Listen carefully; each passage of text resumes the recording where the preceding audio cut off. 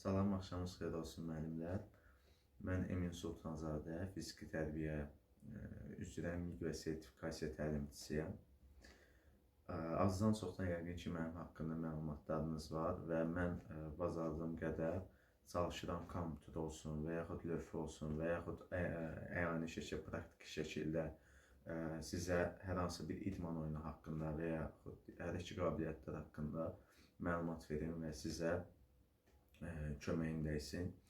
İnşallah Allahın izni ilə noyabr ayında həm əyani, həm onlayn qruplarımız olacaq.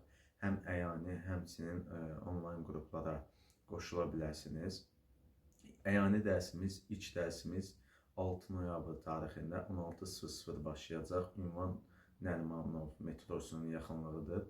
Onlayn dərsimiz isə inşallah ilk dərsimiz 13 noyabr saat 20:00-da başlayacaq. Ətraflı məlumat üçün göstərilən nömrələrə, aşağıda qeyd olunan nömrələrə yaza bilərsiniz, məlumat ala bilərsiniz və bildirdiyim kimi əyani dərsimiz, ilk dərsimiz 6 noyabr, onlayn dərsimiz isə ilk dərsimiz 13 noyabr tarixində baş tutacaq və eyni zamanda həmin keçirilən dərslərə nə zaman ki, qoşula bilməsəniz, müəyyən səbəblərə görə dərsə gələ bilməsəniz və yaxud dərsdə iştirak edə bilməsəniz, YouTube üzərindən həmin mövzulara yenidən baxa bilərsiniz. Bugün isə sizə futbol haqqında, futbolda başlanğıc zərbə haqqında məlumat vermək istəyirəm və bu dəfə fərqli bir üsulla sizə futbolda başlanğıc zərbəsini izah etməyə çalışacağım.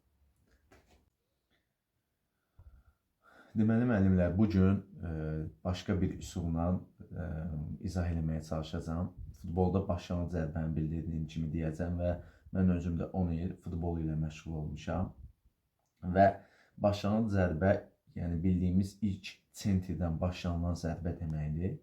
Başlanğıc zərbə ümumiyyətlə hakim oyuna kimin başlayacağı və kimin meydançanın hansı tərəfdə yerləşməsi məqsədi ilə push şatı.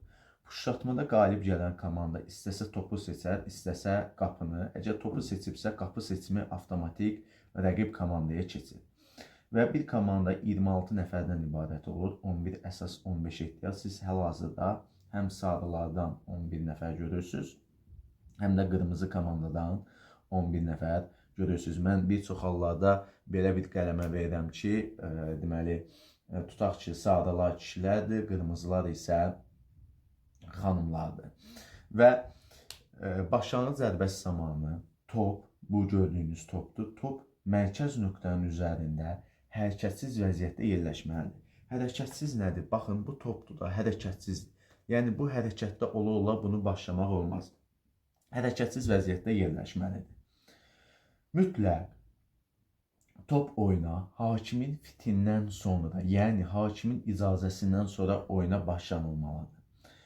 Və başlanğıc zərbəsini yerinə yetirən oyuncu istisna olmaqla, hal-hazırda siz 11 nömrəli oyuncusunu görürsünüz. Bu oyuncu, tutaq ki, adı Əlidir. Əli istisna olmaqla komandanın, digər hər iki komandanın bütün oyuncuları meydançanın özlərinə aid olan hissəsində yerləşməlidir. Meydançanın özlərinə aid olan hissəsi nədir? Görürsünüz ki, mərkəzdən meydança iki yerə ayrılıb.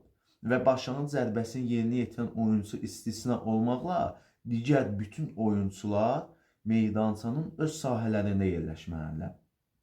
Başlanğıc zərbəsi zamanı həmçinin biz bilirik ki, futbolda mərkəz dairənin radiusu 9 metr 15 santidir və rəqib komanda topdan ən azı, yəni bu dairənin içinə girə bilməzlər, ən azı, burada qeyd edirəm, 9 metr 15 santi məsafədə durmalıdır. 9-15. Və top oyuna toxunur. Yəni, başlanğıc zərbəsini yerinə yetirən oyuncu hakimin itindən sonra topa toxunduqda top oyunda sayılır və digər oyuncular rəqib sahəsinə keçməsinə icazə verilir. Və burada başqa mühüm bir diqqət edilməli məqam, başlanğıc zərbəsindən rəqib qapısına birbaşa vurulan zərbə qol qeydə alınır. Bir çox hallarda, məsələn, məktəblərdə futbol yarışında bunu görürük. Şagirdlərin bir çoxusu deyir ki, yox, qol deyil, xeyr. həm futsalda, həm də futbolda başlanğıc zərbəsi ilə rəqib qapısına birbaşa vurulan qol qeydə alınır. Birbaşa nədir? Yəni top heç kimə toxunmadan birbaşa qapıya gedirsə, bu qoldur.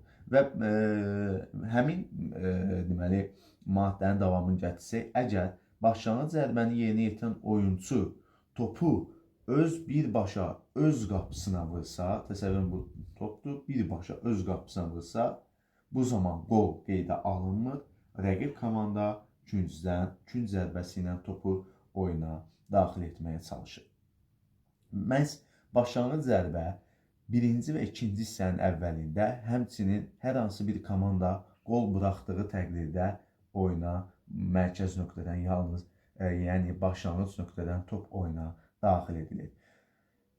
Ümid edirəm ki, bu başlanğıc zərbəsi ilə bağlı verdiyim izah sizin üçün rahat oldu. Daha bu üsulla daha yaxşı başa düşdünüz. Bu üsulla ilk dəfədir mən çıxış elədim və ümid edirəm ki, hər kəs üçün anlaşılan oldu və inşallah gələcək qısa məlumatlarda da mən yan xəttdən zərbəni də danışıram, küncdən zərbənin prosedurundan da danışıram, 11 metrlik zərbənin də prosedurundan danışmaq istəyərəm ki, siz bunlardan bəhrələnəsiniz və qısa ümumiləşdirsək, başlanğıc zərbəsi zamanında top mərkəz nöqtənin üzərində hərəkətsiz vəziyyətdə durmalıdır. Top oyuna hakimin fitindən sonra, yəni icazəsindən sonra oyuna daxil edilməlidir. Başlanğıc zərbəsini yerinə yetirən oyuncu istisna olmaqla bütün oyuncular meydançanın öz sahəsində yerləşməlidirlər. Rəqib komanda topdan ən azı 9 metr 15 sm məsafədə olmalıdır. Başlanğıc zərbəsinə rəqib qapısına birbaşa vurulan qol qeydə alınır. Başlanğıc zərbəsinə öz qapısına vurarsa qol qeydə alınmır. Rəqib komanda küncdən zərbə ilə topu oyuna daxil edir. Diqqətiniz üçün çox sağ olun, təşəkkür edirəm. Ümid edirəm ki, bunu bəyənəcəksiniz. Çox xahiş edirəm ki, YouTube kanalıma da abunə olasınız. Çox sağ olun, hələlik.